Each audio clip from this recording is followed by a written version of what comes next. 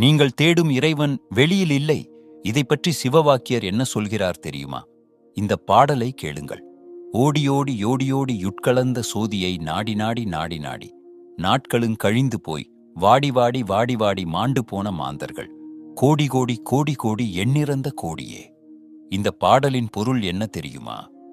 அருட்பெருஞ்சோதியான ஆண்டவனாகிய ஈசனை அங்கும் இங்கும் ஓடி ஓடி தேடுகின்றீர்கள். அவன் உங்கள் உடம்பின் உள்ளே கலந்து சோதியாக ஓடி உலாவுவதை காணாது. அவனையே நாடி பற்பல இடங்களுக்கும் ஓடி ஓடி தேடியும் அலைந்தும் காண முடியாமல் உங்கள் ஆயுள் நாட்கள் கழிந்து போய்க் கொண்டிருக்கிறது.